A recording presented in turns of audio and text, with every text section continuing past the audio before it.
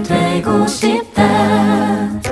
좋은 크리스찬이 되고 싶다. 나의 평생의 작은 소망, 난 그저 좋은 크리스찬이 되고 싶다. 네, 오늘 함께 나눌 하나님의 말씀은 구약성경 출애굽기 14장 1절에서 14절까지의 말씀입니다.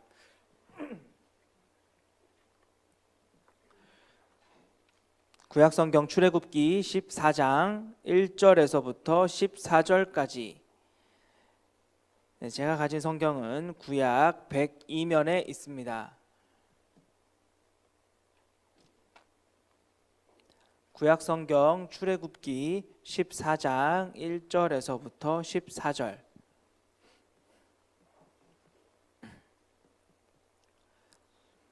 네, 우리 함께 한 절씩 교독하도록 하겠습니다. 제가 먼저 읽을게요. 여호와께서 모세에게 말씀하여 이르시되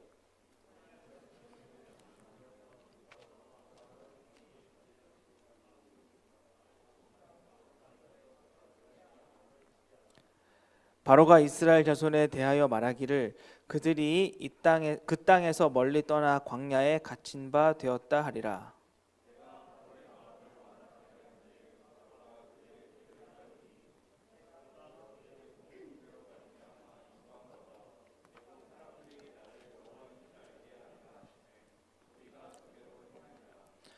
그 백성이 도망한 사실이 애굽 왕에게 알려짐에 바로와 그의 신하들이 그 백성에 대하여 마음이 변하여 이르되 우리가 어찌 이같이 하여 이스라엘을 우리를 섬김에서 놓아 보내었는가 하고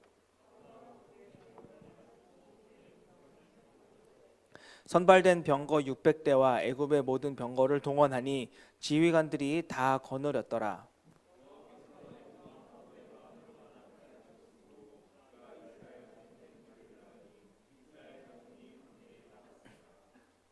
애굽 사람들과 바로의 말들 병거들과 그 마병과 그 군대가 그들의 뒤를 따라 바알스본 맞은편 비하이롯 곁 해변 그들이 장막 친 데에 미치니라.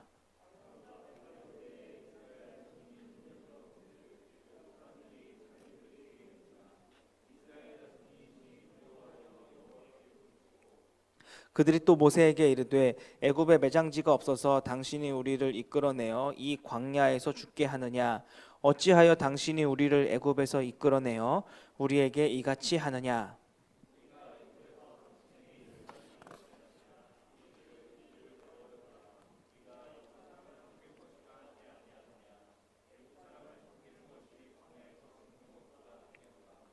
모세가 백성에게 이르되 너희는 두려워하지 말고 가만히 서서 여호와께서 오늘 너희를 위하여 행하시는 구원을 보라. 너희가 오늘 본 애굽 사람을 영원히 다시 보지 못하리라.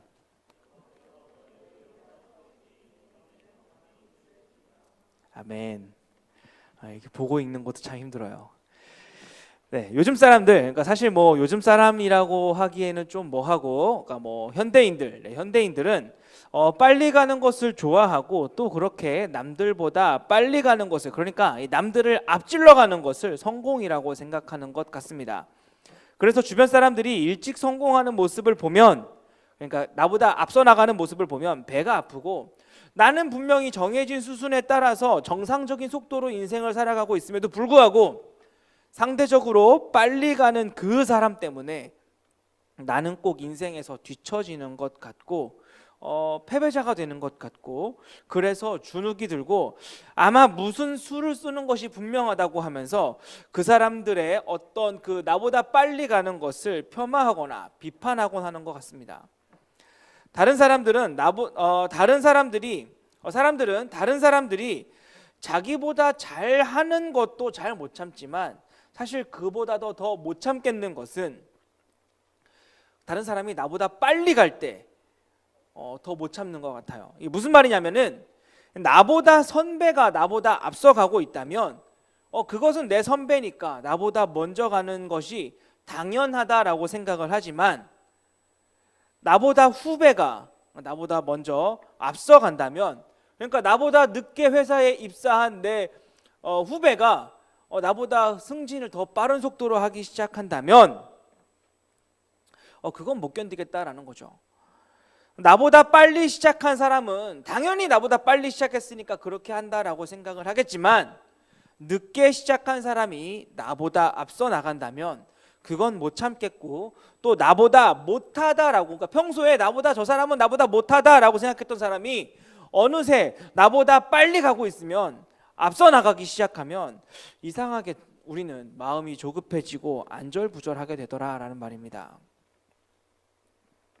하지만 항상 이렇게 빠른 것이 언제나 우리에게 최고가 아니다라고 하는 것은 우리 하나님을 믿는 사람들에게는 굉장히 중요한 사실입니다. 하나님께서 모든 것의 주인이 되신다라고 하는 그 주권과 또 하나님 나라를 소망하며 산다라고 하는 사람이라면, 하나님 나라를 우리의 궁극적인 목적지라고 두고 사는 사람이라면, 남들보다 빨리 가는 것이 그다지 대단한 것도 아니고, 또 결국에 우리가 궁극적으로 도달할 곳이 하나님의 나라라고 한다면, 우리의 궁극적인 목적이 하나님의 주권을 이 땅에서 인정하며 사는 것이라고 한다면, 하나님의 나라라고 한다면, 우리에게는 이 남들보다 빠른 것은 결코 성공이 아님을 우리는 살아가면서 스스로에게 늘 상기시켜야 한다라는 말입니다. 따라서 이런 영원한 하나님 나라라고 하는 관점에서 보면, 그리고 하나님의 주권이라고 하는 관점에서 보면, 이 모든 사람들이 빨리 가려고 하고 앞서 가려고 하고 그 빨리 가는 것을 최고라고 생각해서 모두가 급하게 움직이는 것은 이 시대에 우리가 싸워야 하는 영적 싸움의 실체인지도 모르겠다라는 생각이 들기도 합니다. 그러니까 빨리 가는 것의 반대말은 느리게 가는 것이 아니라 바르게 가는 것이다 라는 말이죠. 우리는 세상 사람들보다 빨리 가기 위해서 하나님을 믿는 것이 아니라, 지름길을 어떻게 하면 하나님께 얻어낼 수 있을까 해서 하나님을 믿는 것이 아니라, 하나님의 주권이라고 하는 그 옳은 길, 영원한 하나님 나라라고 하는 그 바른 길을 가기 위해서 하나님을 믿는 것이란 말입니다. 빨리 가도 결국 결과가 똑같다면 아마 어느 누구도 빨리 가려고 하지 않을 것입니다. 하지만 세상은 이 빨리 가는 것에 의미를 두고 있기 때문에 마치 빨리 가면 결과가 다를 것이라고 생각을 하고 그것을 이기는 것이라고 말하기 때문에 많은 사람들이 그 긴장 속에서 살아가고 있는 것 같아요. 네, 지도를 좀 보여주십시오. 네, 약속의 땅, 그러니까 이 가나안 땅을 향해 가는 이스라엘 백성들의 여정, 그러니까 홍해를 건너고 시내산을 지나가는 그 길은 사실은 굉장히 돌아가는 길이에요. 지도를 보시면 알 수 있겠지만 이 아래쪽으로 이렇게 신광야를 통해서 시내산을 거쳐서 이렇게 다시 올라가는 그 길은 굉장히 돌아가는 길입니다. 그러니까 이스라엘 백성들이 홍해를 건넌 것은 그 길이 가장 빨리 가는 길이라서가 아니라, 사실 이 홍해를 건너는 것은 가장 돌아가는, 정말 이 출애굽 여정에 있어서 가장 쓸데없는 일이었다라는 것입니다.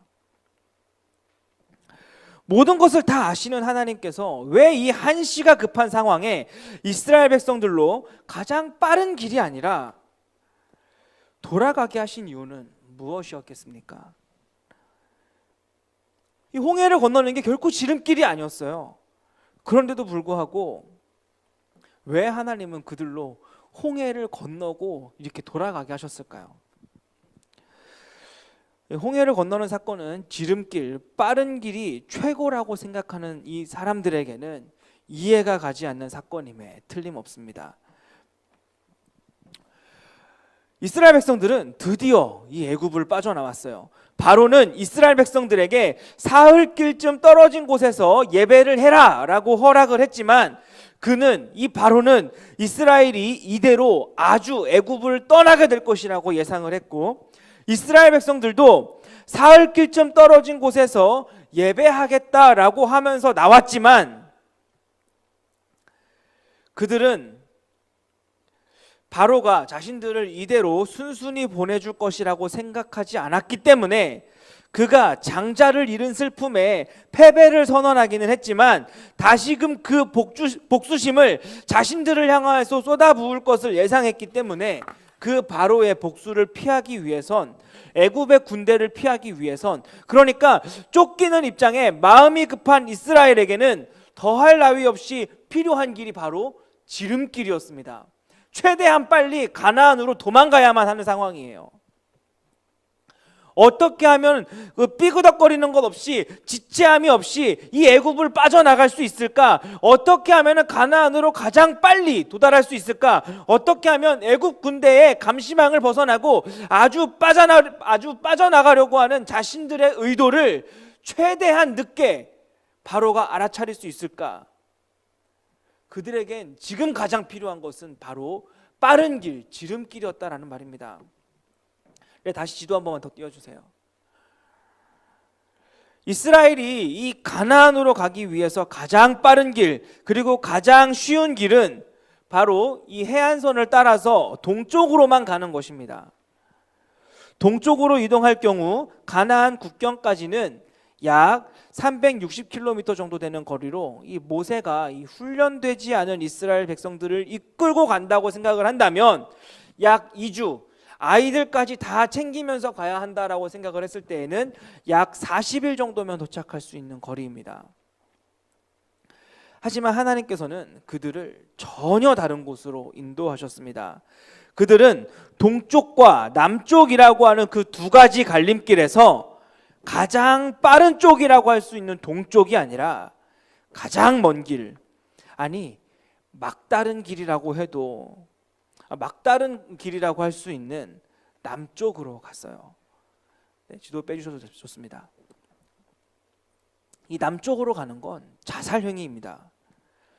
처음부터 목적이 이 남쪽에 있는 미디안으로 가는 것이 목적이었다라면 모를까, 모세가 40년간 살아서 정말 누구보다도 잘 알고 있다라고 말할 수 있는 그 미디안으로 가는 것이 목적이었다면 모를까, 이 남쪽으로 가는 거는 가면 안 되는 길이었던 거예요. 이스라엘 백성들은 모세를 따라가면서도 이상함을 느꼈습니다. 아무리 그들이 애굽 안에서 노예로만 살았다라고 해도, 가나안으로 가는 길을 몰랐다라고 해도, 그래서 구름 기둥과 그 불 기둥을 따라서 여기까지 오긴 왔지만 그들은 직감적으로 알 수 있었어요. 다른 건 모르겠지만 확실히 방향은 여기가 아닌 겁니다. 상식적으로 생각해도 남쪽은 길이 없었어요. 다시 애굽으로 들어갈 것이 아니라면 남쪽은 홍해라고 하는 막다른 길과 사막밖에 없는 곳이에요. 도망가는 사람들에게는 최악의 길입니다. 그리고 드디어 이스라엘 백성들은 홍해라고 하는 애굽에서 빠져나온 이후 최대의 위기를 맞게 되었습니다. 이렇게 이스라엘이 홍해 앞에 섰을 때 한편 바로는 모세에게 굴복한 것, 하나님이라고 하는 신에게 자신이 굴복해서 이스라엘 백성들을 떠나보냈다라고 하는 사실에, 자신의 노예와도 같은 존재들에게 패배했다라고 하는 사실에 자존심이 상했고, 또한 자신의 아들을 잃은 것에 대한 복수심에 불타 있었습니다. 그런 그에게 다시 마음을 완악하게 한 것은 그렇게 떠나간 이스라엘 백성들이, 그러니까 바로의 입장에서는 탈옥수들이 남쪽으로 가서 이 막다른 길에 가서 방황하고 있다라고 하는 소식이었어요. 이 경쟁하고 있을 때에는 상대의 실수가 나에게는 절호의 기회가 되는 법입니다. 바로는 그 노예 사냥을 가기 위해서 자신의 모든 군대를 아끼지 않았습니다. 마치 전쟁이라도 할 것처럼 바로는 그 절호의 기회를 놓치지 않았어요. 당대 최강이라고 할 수 있는 애굽의 군대를 이끌고 이스라엘을 추격하기 시작했습니다. 말 그대로 추노가 시작된 거죠. 이것은 애굽이 아직도 건재함을, 애굽이 재앙에도 불구하고 망하지 않았다라고 하는 것을 만천하에 보여줄 수 있는 절호의 기회였습니다. 이렇게 애굽에서 바로의 군대가 출발했을 때 모세와 이스라엘 백성이 바알스본 맞은편에 진을 친 것은 바로 스스로 무덤을 파는 행위, 자살 행위였어요. 동쪽으로는 홍해, 지도로 봤을 땐 작은 강처럼 보였지만 실제로는 폭이 16km나 되는 그런 바다가 자기들을 가로막고 있고, 북쪽으로는 애굽의 군대가 추격하고 있으며 남쪽으로 더 내려가자니 끝없는 사막이라서 지금 이곳은 도망자들에게는 막다른 골목입니다. 따라서 이스라엘 백성들이 모세를 원망하기 시작했어요. 우리 출애굽기 14장 11절 같이 한번 좀 읽어볼게요. 출애굽기 14장 11절입니다. 함께 읽어볼게요. 시작. 그들이 또 모세에게 이르되 애굽에 매장지가 없어서 당신이 우리를 이끌어내어 이 광야에서 죽게 하느냐? 어찌하여 당신이 우리를 애굽에서 이끌어내어 우리에게 이같이 하느냐? 이스라엘 사람들은 모세에게 애굽에 우리를 묻을 곳이 없어서 이 광야에서 우리를 묻으려고 하느냐고 원망하기 시작했습니다. 그들의 불평은 당연한 겁니다. 상식적으로 목적지와 전혀 다른 이곳은 처음부터 방향이 틀렸었기 때문입니다. 이제 이곳은 애굽에서 도망친 자리가 아니라 죽음의 자리가 된 것이죠. 하지만 이스라엘 백성들을 이곳으로 인도한 것은 모세가 아니라 다름 아닌 하나님이셨어요. 하나님께서는 왜 도대체 무엇 때문에 가장 빠른 길인 동쪽이 아닌, 가장 빠른 길이고 바른 길처럼 보이는 동쪽이 아닌 홍해, 바로 이 막다른 길인 남쪽으로 인도하셨겠습니까? 도대체 무엇 때문에 홍해를 건넌 후에도 남쪽으로 이스라엘 백성들을 돌아가게 하셨겠습니까? 저는 여기에 우리 하나님의 그 세 가지 이유가 있다라고 생각을 하고, 오늘은 그 세 가지를 좀 함께 나눠보고자 합니다.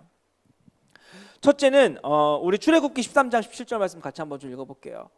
출애굽기 13장 17절입니다. 13장 17절 시작. 바로가 백성을 보낸 후에 블레셋 사람의 땅의 길은 가까울지라도 하나님이 그들을 그 길로 인도하지 아니하셨으니 이는 하나님이 말씀하시기를 이 백성이 전쟁을 하게 되면 마음을 돌이켜 애굽으로 돌아갈까 하셨습니다. 일부 성경학자들은 빠른 길이 아니라, 그러니까 동쪽으로 가는 것이 아니라 하나님이 그들을 돌아가게 하신 이유는 이 구절에 근거해서 빠른 길로 가게 되면 이스라엘이 전쟁을 하게 될 것인데, 전쟁을 하게 되면 그들의 마음이 두려워져서 애굽으로 돌아가려고 할 것이기 때문에 하나님께서는 그들로 강한 군대가 되게 하시기 위해서, 그러니까 군대로 성장시키는 그 훈련의 시간을 가지시기 위해서 40년 동안 그들을 하나님의 강한 군대로 훈련시키기 위해서, 하나님의 군대가 되게 하시기 위해서 돌아가게 하셨다라고 말을 합니다. 정말로 지름길인 동쪽으로 간다면 그 애굽의 국경 수비대가 지키고 있어서 그들과의 싸움이 불가피한 상황이었고, 또 그들을 운 좋게 어떻게 물리쳤다 하더라도 가나안 땅에 들어가려면 결국 블레셋을 지나가야 되는데, 그 블레셋은 용사라 불리던 아낙 자손들의 후예들이 함께 살고 있는 곳이어서 그건 역시 만만치 않은 일입니다. 또한 블레셋과 싸워 이겨서 가나안에 들어간다 하더라도 그곳에 정착하고 있던 족속들과도 치열한 전쟁을 벌여야 해요. 하지만 우리가 아는 것처럼 이스라엘은 애굽의 전쟁 노예들이 아니었어요. 그들은 애굽에서 일만 하던 사람들, 벽돌만 만들고 라암셋과 비돔과 같은 건물들만 쌓아 올렸던 사람들이었기에 전쟁을 해본 사람들이 아니었어요. 칼을 잡는 훈련도 받아본 적이 없는 사람들이어서 전쟁을 하게 되면 그들의 마음이 두려워져서 다시 애굽으로 돌아가려 할 것이기 때문에 하나님께서는 그들로 강한 군대가 되게 하시기 위해서 돌아가게 하셨다라는 말입니다. 그들은 분명 지금의 마음 상태라면 전쟁을 하게 되었을 경우 전쟁 앞에서 두려워하게 될 것이고, 분명히 전쟁을 앞두고 두려운 마음에 애굽으로 돌아가려 할 것입니다. 그래서 하나님께서 그들로 훈련하시기 위해서 돌아가게 하셨다라고 하는 말에는, 저는 그 말에는 동의할 수 있지만, 하지만 그들이 강한 군대가 되게 하시기 위해서 하나님이 돌아가게 하셨다라고 하는 그 훈련의 내용에 있어서는 저는 동의가 되지 않습니다. 정말로 하나님께서는 그들로 강한 군대가 되게 하시기 위해서 이스라엘을 하나님의 군대로 만드시기 위해서 광야로 인도하셨을까? 저는 그 부분에는 동의할 수가 없었습니다. 이스라엘 백성이 전쟁을 하게 되면 두려워서 돌아간다 할까봐 홍해를 건너도록 하셨고 40년 동안 광야 생활을 하도록 돌아가게 하셨지만, 그리고 분명 그 기간 동안 훈련을 많이 시키신 것은 맞는데 정말 그 훈련의 내용이 이스라엘을 강하게 하기 위한 훈련이었을까에 저는 의문이 든다라는 말입니다. 훈련을 시키신 것은 맞지만 그 훈련의 내용이 강하게 하는 것은 아니었다라는 말이에요. 만약 그렇다면 하나님께서는 그 광야 40년 동안 크고 작은 전투를 경험하게 하셨어야 했는데, 이스라엘을 정말로 하나님의 군대가 되게 하시고자 하셨다면은 40년 동안 크고 작은 전투를 계속해서 경험하게 하셨어야 했는데, 이스라엘이 전쟁에 자신감을 갖게 하고자 하셨다면은 하나님께서 크고 작은 전투들을 그들에게 허락하셔서 그들에게 자신감을 갖게 하셨어야 했는데, 사실 이 40년이라는 광야 생활을 하면서 이스라엘은 딱 한 번의 전쟁밖에 하지 않았습니다. 바로 아말렉과의 전쟁이 유일하다는 거죠. 그들은 광야 기간 동안 전쟁에 능한 군사로, 아니 이 전쟁 경험이 있는 군사로 훈련받지 못했습니다. 아말렉과의 전쟁이 유일한 전쟁이었는데, 여러분들이 아시겠지만 이 아말렉과의 전쟁도 정상적인 전쟁이 아니라 하나님께서 친히 개입하셔서 하나님이 직접 싸우신 전쟁이었다라는 말입니다. 그 아말렉과의 전쟁이 어땠나요? 어떻게 하면 이기고 어떻게 하면 졌나요? 네, 맞습니다. 모세의 팔이 올라가면 이기고 모세의 팔이 내려가면 지는 그런 전쟁이어서 하나님께서 그들과 직접 싸우고 계시다라고 하는 것을 그 아말렉 전쟁을 통해서 하나님은 보여주셨고, 하나님이 직접 이스라엘의 용사가 되어서 승리를 우리에게 허락해 주신다라고 하는 사실을 이스라엘에게 알게 해주셨어요. 그리고 광야 40년 동안 그들은 어느 누구와도 대적해서 싸운 적이 없다라는 말입니다. 그런데 홍해를 지나면서 그 강한 애굽의 가장 막강한 군대를 물리치신 하나님께서 애굽의 국경 수비대가 두려워서, 블레셋이 두려워서, 가나안에 있는 그 어떤 군대라도 두려워서 이스라엘이 강한 군대가 되게 하기 위해서, 그들을 강하게 하시기 위해서 돌아가게 하셨다라고 하는 말, 저는 이해가 되지 않았어요. 차라리 애굽의 국경 수비대도 홍해에서처럼, 블레셋도 가나안도 그냥 홍해에서처럼 물리치시는 것이 더 지혜로워 보였기 때문에 그렇습니다. 그렇다면 도대체 우리 하나님은 뭘 훈련시키시기 위해서, 이스라엘 백성들을 도대체 뭘 훈련시키시기 위해서 그들로 돌아가게 하신 것일까요? 전쟁이 두려워서 돌아가게 하셨다면 도대체 뭘 훈련시키시기 위해서, 전쟁 앞에 무엇을 훈련시키시기 위해서 그들로 돌아가게 하신 것일까요? 그것은 바로 이스라엘이 싸움을 잘하도록 하는 것이 아니라 싸움에서 하나님을 온전히 의지하도록 하기 위해서 돌아가게 하신 것입니다.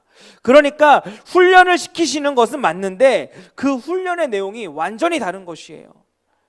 그들을 강하게 훈련시키시기 위해서 돌아가게 하신 것이 아니라 그들이 하나님의 강함을 의지하는 훈련을 시키시기 위해서 돌아가게 하는 길을 택하신 것입니다.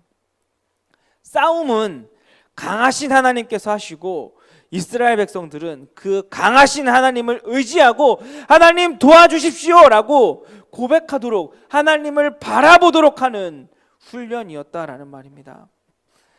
하나님께서는 40년 광야 생활 동안 이스라엘로 적을 물리치는 방법이 아니라 하나님을 의지하는 방법을 가르쳐 주셨고, 하나님께 의지하는 훈련을 시키셨습니다. 이스라엘은 광야 생활을 통해서 강해진 것이 아니라 하나님의 강하심을 생생하게 경험했고, 가나안 입구에서는 하나님께서 우리로 강하게 하시기 때문에 이젠 우리가 강해져서 싸울 수 있다라고 하는 강한 군대가 아니라 40년 동안 하나님께서 광야 생활을 통해서 훈련시키신 것은 하나님, 우리는 여전히 할 수 없으니 하나님이 없으면 우리는 안 됩니다. 하나님께서 직접 싸워 주십시오. 하나님이 우리의 강함이 되십니다. 라고 말하는 군대가 되게 하신 것입니다. 하나님이 우리의 강함이십니다. 이스라엘 백성들이 고백했을 때 하나님께서는 가나안의 모든 족속들과 싸워 주셨고, 제대로 된 전쟁 한 번 해보지 않은 그들로 제대로 된 전쟁 한 번 없이 그 가나안 땅을 차지하도록 승리를 허락해 주셨다라는 것입니다. 사실 아무리 생각해 봐도 이 땅에서 받는 고난은 우리를 강하게 하지 않습니다. 사람들은 말해요. 왜 하나님께서 나에게는 이런 고난을, 왜 하나님께서 나에게 이런 어려움을 주셨냐라고 하는 질문 앞에 하나같이 말하는 것이, 힘든 세상을 헤쳐나가기 위해서 하나님께서 너를 그 시험을 통해서 연단하신다라고 하지만, 사실 아무리 생각해봐도 그것은 아닌 것 같다라는 거죠. 왜냐하면 이 고난은 사람을 강하게 하지 못하기 때문입니다. 고난은 경험했다고 해서 그 고난이 다시 두려워지지 않는 것이 아니기 때문입니다. 왜냐하면 고난을 경험하고 나면 사람에게는 상처가 남아요. 한 번 경험했다고 해서 또 당해도 문제가 없는 것이 아니라 오히려 한 번 당하면 상처 때문에 더 두려워지는 것입니다. 그 고통이 얼마나 큰지 알기 때문에 그 고통이 상처로 남아서 다시 마주하면은 두려운 거예요. 그럼에도 불구하고 그 고난을 다시 받는다면, 그 아픔을 참고 견뎌낸다면 그것은 강해진 것이 아니라 독해진 겁니다. 고난은 반복될수록 사람을 강해지게 만드는 것이 아니라 훨씬 더 두렵게 만들어서, 상처 때문에 훨씬 더 두렵게 만들어서 강해지는 것이 아니라 악착같이 만드는 거예요. 하나님께서는 사람을 강하게 하시기 위해서 고난을 주시는 것이 아닙니다. 하나님께서 나를 연단하셔서 훌륭한 사람, 강한 사람이 되게 하시기 위해서 고난을 주시는 게 아닌 거예요. 하나님께서 우리에게 고난을 주시는 이유는 그 고난을 통해서 우리의 연약함을 깨닫게 하시고, 그 연약한 우리가 강하신 하나님을 더욱 의지하게 하기 위해서 고난을 주시는 겁니다. 하나님께서 우리에게 고난을 주시고 돌아가게 하시는 것은 이제는 내가 강해졌다, 이제는 괜찮다고 말하게 하시려고 하는 것이 아니라, 나는 여전히 못하겠다고 내 연약함을 보게 하시려는 것이고, 내가 강하게 되는 것이 아니라 하나님이 나의 강함이 되심을 믿게 하려는 것입니다. 이것이 고난의 목적입니다. 하나님께서는 40년 동안 이스라엘을 강하게 하신 것이 아니라 광야와 같은 상황에서도 하나님께서 여전히 지키고 계시고 하나님께서 여전히 함께하고 계심을 경험하도록 하시기 위해서, 그런 중에도 하나님만을 바라보게 하시기 위해서, 하나님이 나의 강함이라고 부르게 하시기 위해서, 하나님만 의지하게 하시기 위해서 돌아가게 하셨습니다. 하나님께서는 전쟁 때문에 바로 가지 못하게 하신 것이 아니라, 전쟁 때문에 홍해로 인도하신 것이 아니라, 강한 군대로 만드는 훈련 때문이 아니라, 전쟁의 두려움, 적군에 대한 두려움, 고난에 대한 두려움이 생길 때마다 하나님을 경험하고 의지하게 하는 훈련 때문에 그들로 돌아가게 하셨고 홍해로 인도하신 것입니다. 두 번째로 하나님께서 이스라엘로 돌아가게 하신 이유는 바로의 그 완악함에 대한 최종 심판과, 또 그것을 통해서, 이 바로의 심판을 통해서 하나님께서 영광 받으시기 위해서 그들을 돌아가게 하셨습니다. 애굽의 왕 바로는 정말 완악한 사람이었어요. 이 자신의 아들이 죽었는데도 불구하고 자신의 아들이 죽는 그 심판에도 그는 돌이키지 않고 하나님께 굴복하지 않았습니다. 하나님이 어떤 분이신지를 재앙을 통해서 경험해서 그 어떤 신보다도 강한 신임을 인정했지만 그는 마음을 돌이키지 않았어요. 그래서 끝까지 하나님을 대적하기로 했고, 이길 수 없다는 두려움을 느끼면서도 기회만 주어진다면 하나님께 대적할 기회를 노렸고, 마침내 그는 기회를 얻었습니다. 바로는 이 홍해가 하나님을 대적할 수 있고 이스라엘을 다시 잡아들일 수 있는 절호의 기회라고 생각하고 자신의 모든 군대를 거느리고 진격하기 시작했어요. 하지만 그 홍해가 하나님께서 영광을 나타내시기 위해 준비하신 장소라는 것을 바로도 몰랐고 이스라엘도 몰랐고 모세도 몰랐습니다. 우리 출애굽기 14장 18절 같이 한번 좀 읽어볼게요. 출애굽기 14장 18절입니다. 시작. 내가 바로와 그의 병거와 마병으로 말미암아 영광을 얻을 때에야 애굽 사람들이 나를 여호와인 줄 알리라 하시더니, 이스라엘이 홍해를 건넌 후에 출애굽기 15장에서는 그 찬송하는 모습을 우리는 볼 수 있는데, 애굽에 매장지가 없어서 우리를 이곳으로 불러냈느냐 두려움에 떨던 그들이 그 고난과 두려움의 자리가 영광으로 들어가기 위한 과정임을 깨닫고 이 15장에서는 마침내 찬송을 올려드리게 된 것입니다. 이런 모습을 보면 저는 사탄도 참 마찬가지라는 생각이 듭니다. 하나님을 이길 수 없다는 것을 알면서도 사탄은 끊임없이 하나님을 대적하고 있고 끊임없이 하나님의 백성들을 괴롭힙니다. 사탄은 지치지도 않고 하나님의 백성을 유혹하고 넘어뜨리고 있어요. 따라서 마침내 빌라도 법정에서 예수님의 사형 선고를 따냈을 때 사탄은 드디어 하나님의 백성들이 막다른 골목에 이르렀다라고 생각하고 달려들었고, 그리고 예수님을 십자가에 못 박게 했을 때 사탄은 자신이 승리한 줄 알았습니다. 예수님께서 십자가에 달리셔서 저항조차도 못하고 계실 때 제자들은 희망이 없다고 생각했고, 예수님을 따랐던 모든 사람들은 모든 것이 끝났다고 자신들이 예수님께 속았다라고 생각했어요. 예수님께서 다 이루었다라고 말씀하시고 고개를 떨구신 순간, 그리고 예수님께서 무덤에 갇히시는 순간 모든 것이 끝났다라고 생각을 했고, 사탄은 내가 이겼다고, 자신의 승리라고, 하나님이 패배했다라고 생각했을 것입니다. 하지만 사실 그 사건은, 이 십자가 사건은 아무도 몰랐던 하나님께서 이 사탄의 머리를 부수기 위해서 준비하신 대반전의 사건이었어요. 아무도 경험한 적도 없고 상식적으로도 이해도 되지 않는 그 부활이라고 하는 사건이 십자가의 비참함을 영광으로 만들 줄은 아무도 몰랐고 제자들도 몰랐고 사탄도 몰랐습니다. 하지만 하나님께서는 그 죽음의 자리를, 인류 역사상 가장 비참하고 처절한 자리를 영광의 자리로 반전시키셨어요.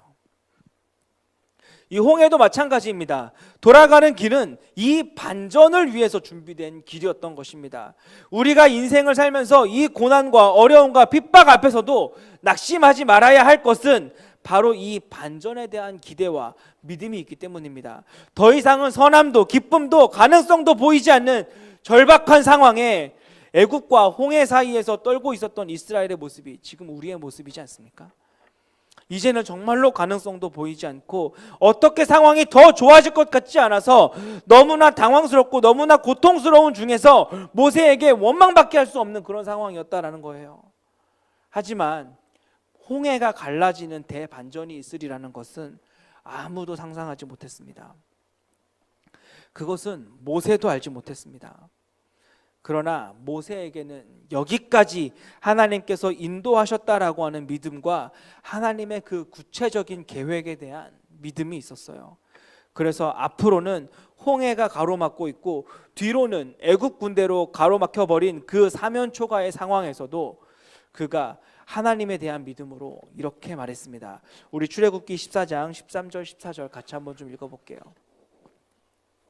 출애굽기 14장 13절 14절입니다. 시작. 모세가 백성에게 이르되 너희는 두려워하지 말고 가만히 서서 여호와께서 오늘 너희를 위하여 행하시는 구원을 보라. 너희가 오늘 본 애굽 사람을 영원히 다시 보지 아니하리라. 여호와께서 너희를 위하여 싸우시리니 너희는 가만히 있을지니라. 이스라엘의 가장 두려웠던 자리는, 그리고 바로의 가장 절호의 기회는 하나님의 가장 영광의 자리가 되었습니다.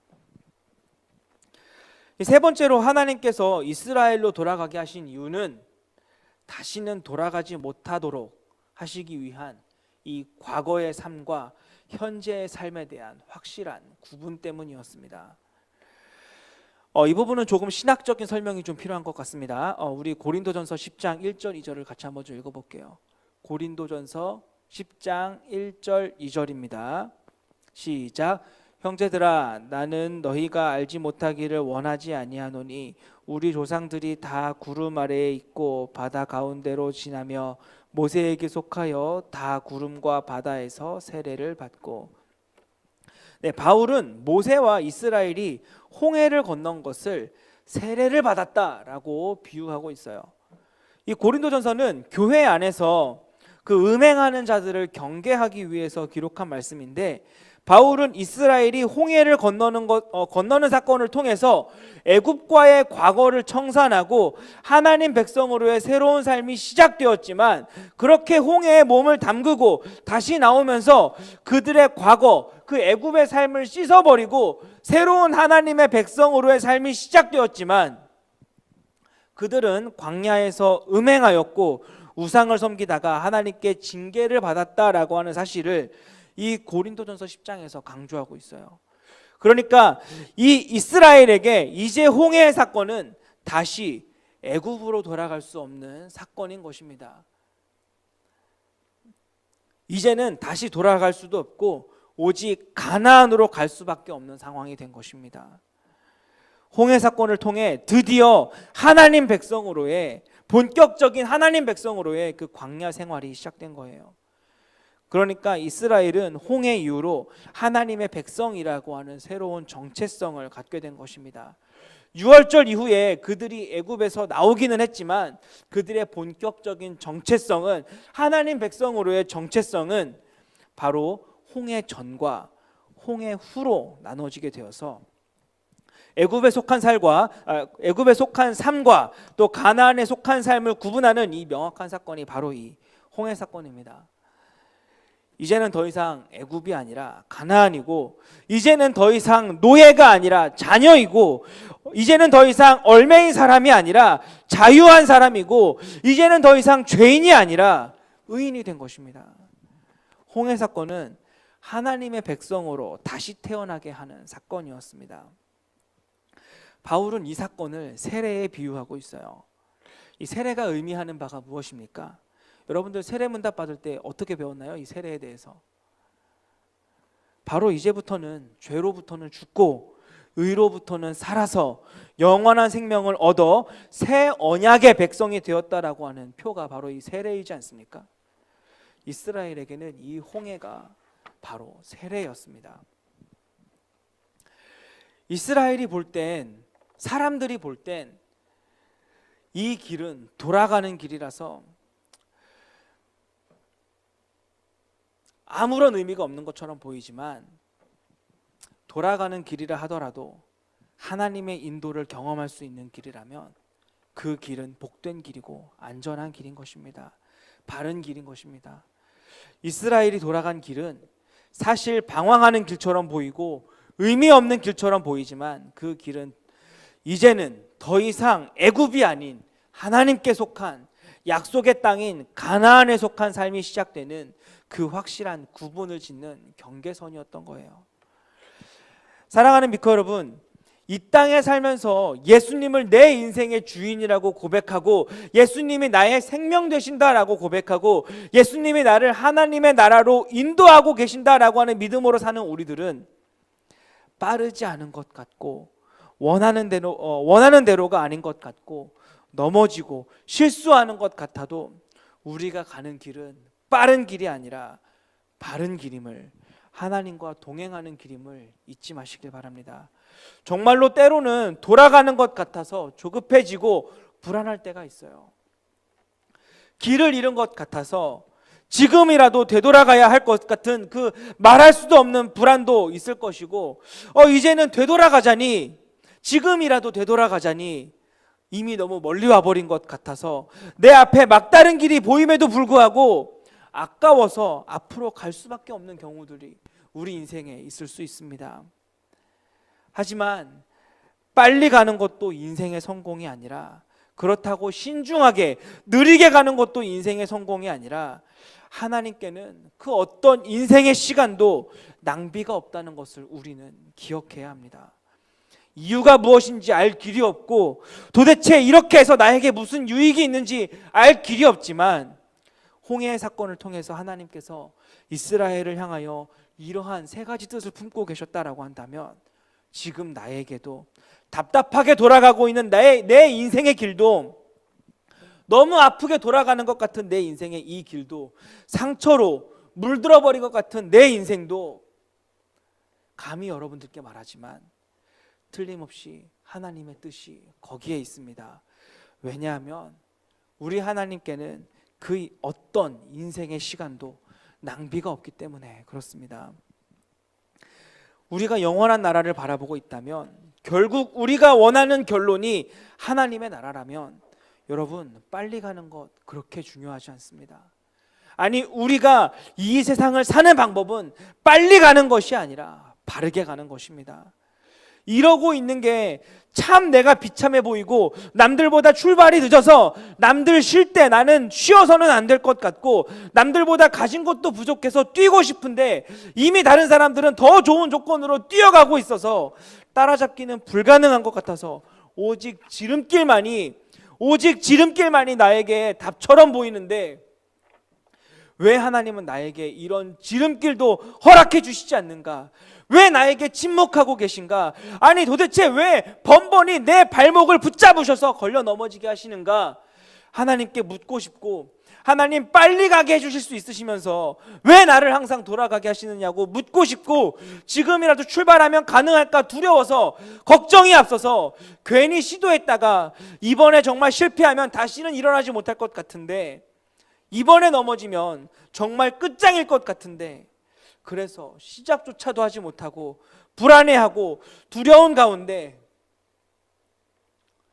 그런 분들에게 제가 감히 말할 수 있다면 그런 분들에게 저는 이렇게 말하고 싶습니다. 동쪽이 아니라 남쪽으로 가고 어찌하여 가나안의 길이 아닌 사막의 길로 가느냐 했던 이스라엘에 모세가 했던 말을 그 말로 여러분들을 위로하고 싶습니다. 우리 출애굽기 14장 13절 14절 다시 한 번 더 읽어볼게요. 출애굽기 14장 13절 14절입니다. 시작. 모세가 백성에게 이르되 너희는 두려워하지 말고 가만히 서서 여호와께서 오늘 너희를 위하여 행하시는 구원을 보라. 너희가 오늘 본 애굽 사람을 영원히 다시 보지 아니하리라. 여호와께서 너희를 위하여 싸우시리니 너희는 가만히 있을지니라. 두려워하지 말고 가만히 서서 여호와께서 오늘 여러분들을 위하여 행하시는 구원을 보시기를 바랍니다. 하나님께서는 여러분들을 위해서 싸우십니다. 친히 여러분들의 용사가 되어서 군대가 되어서 싸워주십니다. 여러분들이 군사가 될 것이 아니라 군대가 될 것이 아니라 여러분들의 강함이 되시는 하나님을 가만히 보시면 되는 것입니다. 상처가 있고 패배했다 싶고 답답하다 느끼고 조급해지고 빨리 가야겠다 싶어서 하나님께 지름길을 요구하고 계신 여러분, 고난 중에 있어도 지체된 중에 있어도 담대하시길 바랍니다. 이 싸움은 여러분들의 인생은 하나님께 속한 싸움입니다. 이 시간이 그냥 낭비 같아도 그 어떤 시간도 그 어떤 인생도 하나님 앞에선 낭비가 없습니다. 우리의 인생은 우리를 강하게 하시는 때가 아니라 하나님의 강함을 의지함으로 사는 때이고 우리의 인생은 절망할 때가 아니라 하나님의 영광을 위한 그 대반전이 준비되어 있는 때입니다.